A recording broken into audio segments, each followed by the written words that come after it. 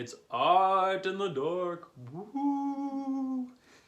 Sorry to scare you, I'm here playing with my flashlight because today we're going to be making some shadows. But we first have to learn about what a shadow is and then how artists can use a shadow. So let's move on. Woo. Whoa, it's so much better with the lights on in here. I can see you guys. Now, did you know that everything has a shadow? It just depends on where the light comes from. Did you know that light touches things? What? A light touches things? That doesn't make any sense. Well, it's a little bit of science. Time for a little science. So if we have something like a sun or a light, that's going to be called our light source. So I'm going to draw a sun. Nice circle, circle, circle right here. And now I'm going to think about the 3D shapes that I know. We've been learning about 3D shapes in kindergarten, so I know I have a cylinder. This one, I don't know if we've done yet, is a pyramid. Let's see what else I got. I got a cube. I'm going to make a rectangular prism. And I'm going to make a sphere. Perfect. Now, the light, or the sun, sends things called light beams, and it's best to think about them like a laser beam. Have you ever seen a laser beam go pew, pew, pew, pew, and when it hits something, it goes pew, pew, pew, pew, pew, pew, pew, pew, pew, pew, pew, pew. And when it hits it, it lights it up. But if it doesn't hit it, then there's going to be darkness or shadows. And sometimes a shape can block the light. So my rectangular prism is going to have this little bit of a shadow here. There we go. And the same thing is going to happen again with my light. Pew, pew, pew, pew, pew, pew, pew, pew, pew, pew, pew, pew. Missed. Pew, pew, pew, pew. Missed. It's going to make a shadow. Pew, pew, pew, pew. Now that space in between is where I would make my shadow. So let's go ahead and make my shadow. Perfect.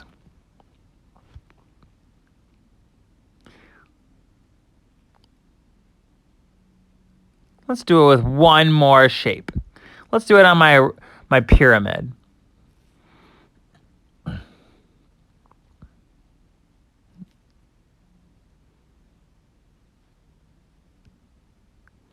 Right over here is where I would put a shadow. All right.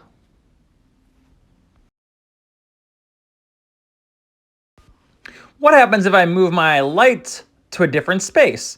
It's not in the same spot it was before. Now it's off to the other side. What happens to it? Well, let's draw our cube again. We know what a cube is. We've drawn our cube. Now I wonder what's going to happen. So let's look. We still have our light rays shooting at our object. So pew, pew, pew, pew, pew, pew. It's lighting that side up.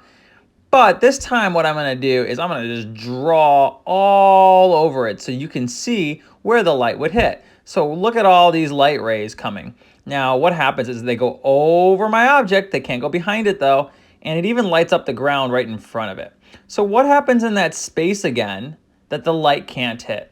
If you said shadow, you're absolutely right. Great job. Let's put a shadow in there. Shadow, shadow, shadow, shadow, shadow. And I also know the side of my cube would have a shadow as well. So I can shadow in that one side because the light can't hit that side. And that's where you would have a shadow on a cube.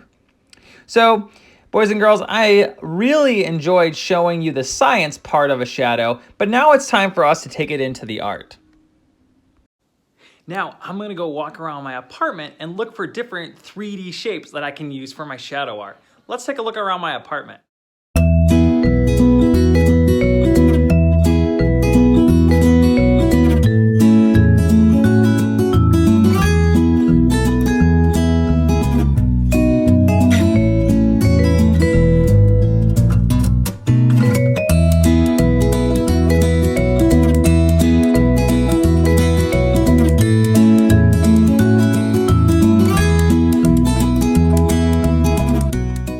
Okay, kindergarten, for this part of the assignment, you're going to need your 3D objects that you found around your apartment. And if you have a flashlight would be a good idea. But if you don't have a flashlight, you can go to a window, and a window will help you keep one side illuminated and one side has a shadow. So let's grab our flashlight though. And if you have somebody to hold this flashlight, it's even better for you. What I'm gonna do is I am going to make a shadow that looks kind of like it goes this way.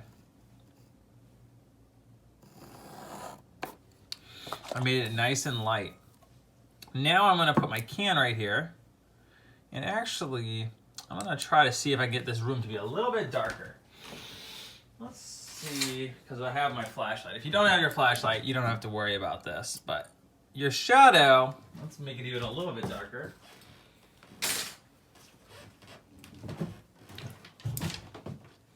Okay, there we go. Now I can see some good shadows. So maybe I will make my shadow right like that.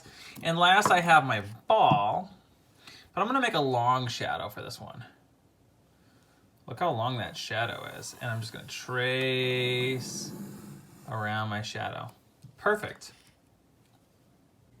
Okay, now kindergarten, you're gonna need to pick 3 dark colors and 3 light colors. So I'm gonna use, these look pretty light to me, they're bright.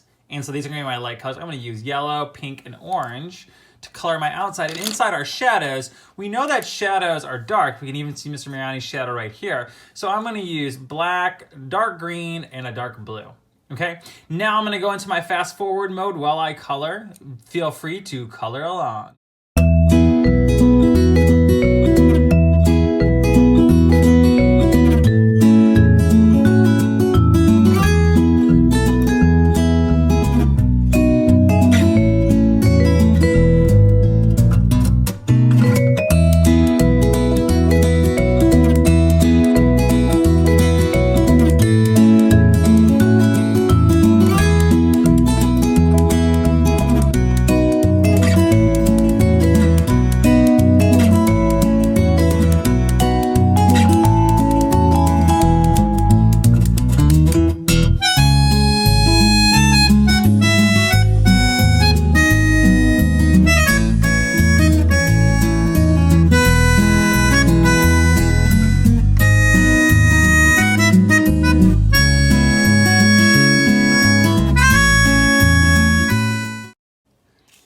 Whoa, look at those cool shadows that came in and made some different organic shapes.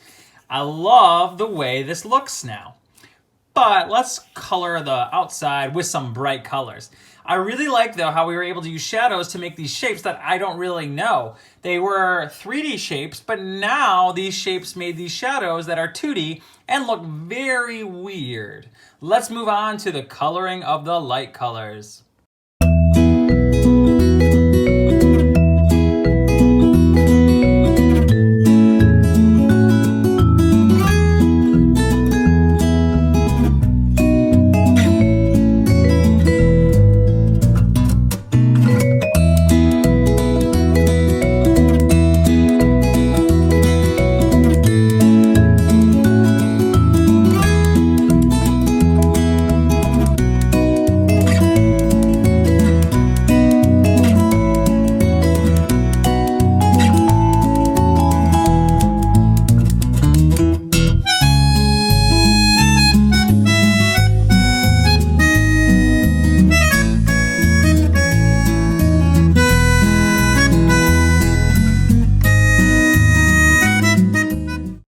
Voila!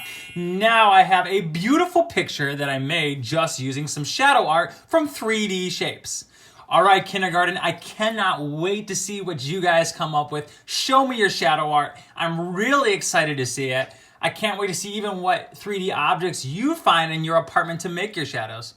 All right, boys and girls, until next time, please stay safe and stay creative.